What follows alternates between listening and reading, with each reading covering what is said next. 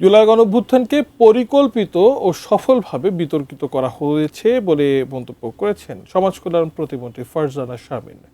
যে কালো অধ্যায় দেশ ধ্বংস করেছে তার প্রতি সহানুভূতি প্রকাশ করা তৎপরতা চলছে বলেও মন্তব্য তার।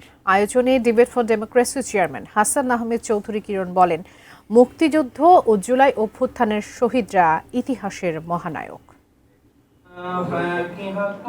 বিকেলে শেরেবাংলা কৃষি বিশ্ববিদ্যালয় ডিবেটিং সোসাইটির আয়োজনে ক্যাম্পাসে উদ্বোধন হলো আন্তঃহল বিতর্ক প্রতিযোগিতা। বিশ্ববিদ্যালয়ের 7টি হলের এ প্রতিযোগিতা চলবে 7 দিন।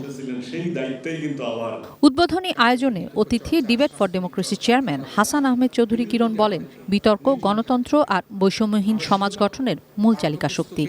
বাংলাদেশের মানচিত্র থেকে কখনোই এই জুলাই যোদ্ধাদের রক্তের দাগ মোছা যাবে না। পতিত শক্তি পার্শ্ববর্তী দেশে বসে দেশে উস্কানিমূলক নানা বক্তব্য দেওয়ার চেষ্টা করছে। আমি মনে করি বাংলাদেশের সকল রাজনৈতিক দল ঐক্যবদ্ধভাবে, যারা আজকে সরকারে রয়েছে, বিরোধী দলে রয়েছে, এই ছাত্র জনতা, শিক্ষক সহ সকলে মিলে আমরা ঐক্যবদ্ধ প্রচেষ্টার মাধ্যমে যারা বাংলাদেশকে অস্থিতিশীল করবার চেষ্টা করছে পার্শ্ববর্তী রাষ্ট্রে বসে, আমরা আবারও দেশের প্রশ্নে, দশের প্রশ্নে, 20 কোটি মানুষের প্রশ্নে আমরা ঐক্যবদ্ধ থাকব। জুলাই অভ্যুত্থানের কৃতিত্ব দাবির প্রতিযোগিতা অভ্যুত্থানের মূল চেতনাকে ব্যাহত করছে বলে মনে করেন সমাজ কল্যাণ প্রতিমন্ত্রী ব্যারিস্টার ফারজানা শারমিন। বলেন, ফ্যাসিবাদকে পুরোপুরি বিদায় করা যায়নি। যে শক্তি, যে ফ্যাসিজম, যে অপশক্তি, যে কালো একটি অধ্যায় বাংলাদেশ নামক মানচিত্রটাকে শেষ করে ফেলেছিল, এরকম একটি শক্তি তাদেরকে আবার সিম্প্যাথি গেইন করার জন্য মানুষের সামনে আসার সুযোগ করে দেওয়া হয়। দিস ইজ নট, এটা এক্সপেক্টেড না। মেরুদণ্ড সোজা করে তরুণরাই পরিবর্তন আনবে বলেও মন্তব্য করেন তিনি।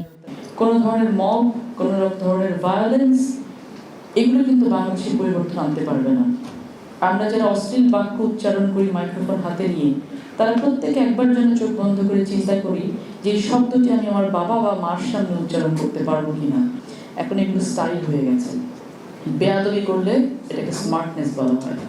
এগুলোর বিরুদ্ধে আপনাদেরকে রুখে দাঁড়াতে হবে। কিশোর জাহান, এটিএন নিউজ, ঢাকা।